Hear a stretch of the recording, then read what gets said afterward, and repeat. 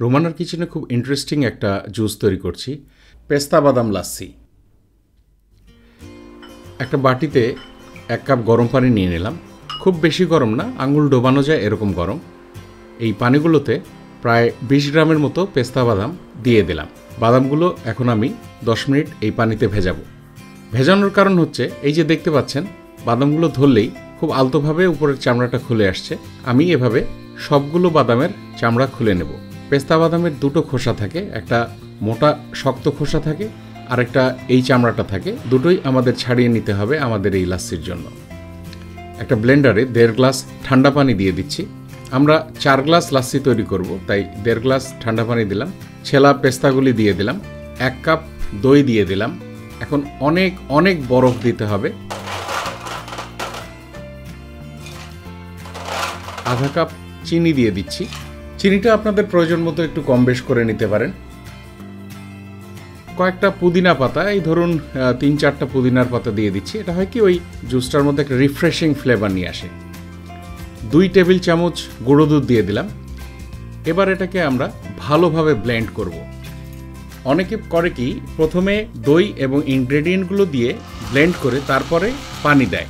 আমরা এখানে সব একসাথে দিচ্ছি, তাতে হবে কি বাদামগুলো আধা ভাঙা হবে, ফুল ব্লেন্ড হবে না এবং খেতে দারুণ লাগবে যখন মুখের মধ্যে আসবে। লাচ্ছি এই তীব্র গরমে ভীষণ উপকারী একটা ড্রিঙ্ক। পাকস্থলী ঠান্ডা রাখে, শরীর ঠান্ডা রাখে এবং বিভিন্ন রকমের খনিজ পদার্থ আছে যেই উপকরণগুলো আমরা ইউজ করছি সেগুলো আমাদের খুবই উপকারে দেবে গরমের সময়। আপনারা এই ইনগ্রেডিয়েন্টগুলো একটু গুগলে দেখে নেবেন, তাহলেই বুঝতে পারবেন যে উপকারিতাটা কোথায়।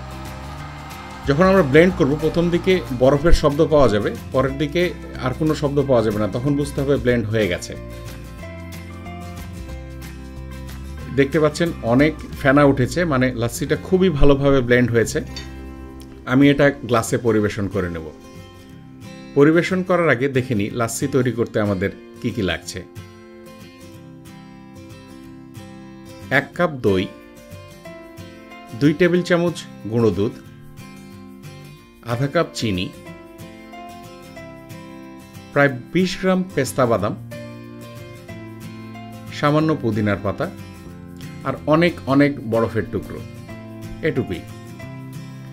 এখন আমরা গ্লাসে পরিবেশন করে দিচ্ছি। আমরা আবার কয়েকটা পেস্তা রেখে দিয়েছিলাম, যেগুলো একটু কুচি কুচি করে উপরে ডেকোরেশন করে দেব, খুব সুন্দর লাগবে দেখতে। রিফ্রেশমেন্টটা বজায় রাখার জন্য আরও কয়েকটা বরফের টুকরো দিয়ে দিচ্ছি উপর দিয়ে। এখানে একটা কথা না বললেই নয়, বাদাম নিয়ে বিভিন্ন রকম ভ্রান্ত ধারণা আছে মানুষের। আপনারা একটু বাদামের নামগুলো দিয়ে গুগলে সার্চ করে দেখবেন যে বাদামের উপকার কত। পেস্তা কুচিগুলো ছিটিয়ে দিলাম, স্ট্র দিয়ে দিচ্ছি। স্ট্রর পাশে একটু পুদিনার পাতা দিয়ে দিচ্ছি, তাহলে হবে কি যখন স্ট্রর কাছে মুখ নিয়ে আসবো রিফ্রেশিং একটা ফ্লেভার পাওয়া যাবে। এই গরমে ভীষণ উপকারী এই ড্রিঙ্কটি আমি বারবার বলছি, আপনারা অবশ্যই তৈরি করবেন। গরমে এই ড্রিঙ্কটা এনজয় করবেন। রোমানা আবার 2টি শুকনো চেরি ফল দিয়ে দিয়েছে, দেখতে সুন্দর লাগছে। কোনো প্রশ্ন থাকলে আমাদের ভিডিওর নিচে কমেন্ট করবেন, আমরা উত্তর দেওয়ার চেষ্টা করব। সবাই ভালো থাকবেন, আমাদের জন্য দোয়া করবেন। ধন্যবাদ।